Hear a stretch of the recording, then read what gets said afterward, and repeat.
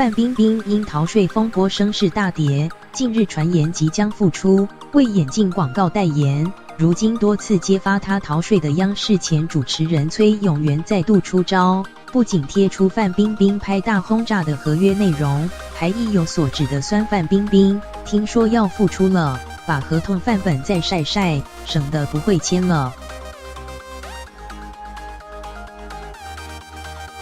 这是补充协议，网友可以建议再补什么条款？15之前都算过节去。2018年，由于电影《手机2》的争议，崔永元怒检举范冰冰、冯小刚等人逃漏税，直至10月，范冰冰终于现身认错，外界传出她在2天内便将40亿罚款缴完。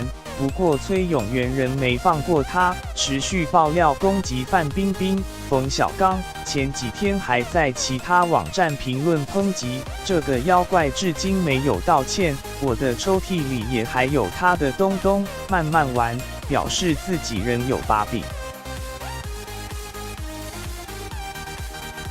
对此，网络上网友对此反应不一，有的人支持崔永元，坐等好戏看，永元大哥霸气，他根本就应该永远消失在大众视线里。也有人反对崔永元，认为他的目标不是冯小刚吗？